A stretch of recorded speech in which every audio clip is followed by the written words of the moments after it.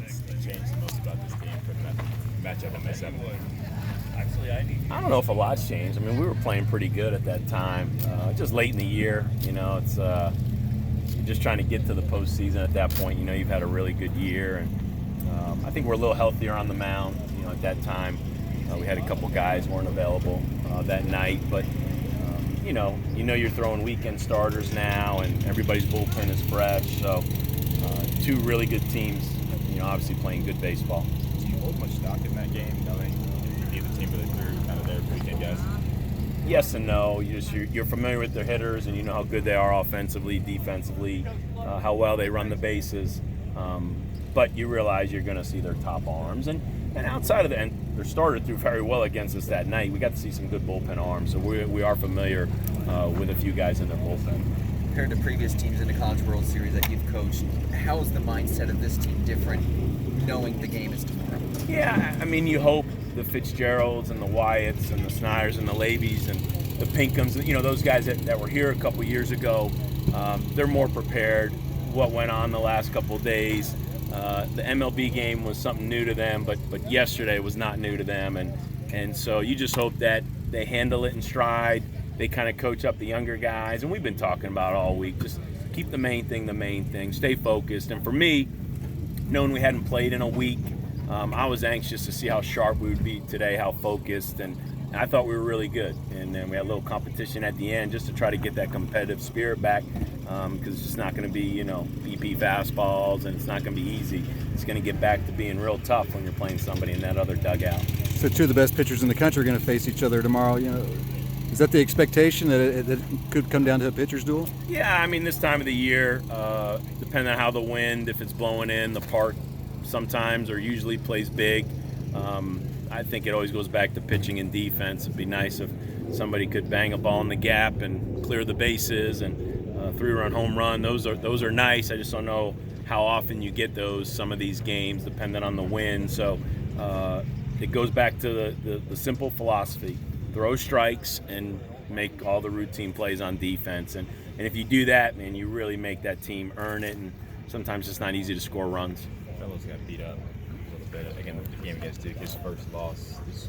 What did you see that's worked for him this year? Boy, he's a competitor, throws strikes, really likes the slider and likes guys to chase, and tries to pitch to both sides of the plate. Just a junior, older, experienced pitcher throwing on Friday night in that league. So he's a competitor, and we're confident he's going to bounce back. Sometimes guys pitch better after a bad outing, knowing that they're on top of their P's and Q's all week, and he'll come out, he'll be sharp. You guys have played on grass and dirt a few times this year, but any concerns with the playing surface? No, fortunately, as I said in the press conference, that playing at NC State, playing at Duke, playing at Clemson, we played on enough natural surfaces, the conference tournament and everything, and being out here for about a half a week has given us a chance to get back on it. So just don't try to do too much. Just trust your ability. Let's run out there and compete. You guys top 4 from the odds to win the College World Series. Vanderbilt's first. I've had people mention it's not fair these two teams are playing in the first round. Do you play into that at all? No, I don't. I mean, I guess there's a party that says maybe they could reseed it.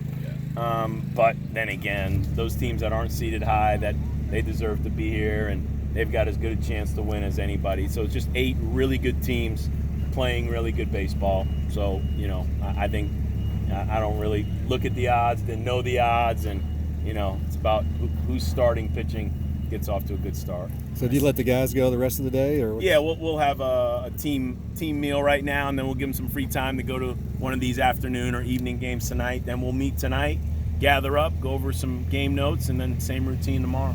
On a scale of 0 to 10, how excited are you guys? Yeah, I mean, I think a 10, and I feel good that we had a really good practice. I'd be as a coach, I'd be concerned if we didn't come out with focus, and you could tell these guys are chomping at the bit, which is probably why today's practice was the best practice of the week, because they know in 24 hours we get a chance to compete and play the game that they love to play. What does it mean to have McAveen back from his suspension? A boost to our bullpen. It just showed our depth, and guys stepped up like they've done all year, and now you got a guy like McAveen that just really adds to the length of your bullpen, that you don't necessarily need Reed or Bobby or Bennett to go 7 innings at this time of the year because you play every other day. You know, can you just get a quality start out of these guys? And knowing you got a fresh, healthy bullpen with Michael McAveen after how he just threw in the regional, it's a good feeling. Thanks, Steve.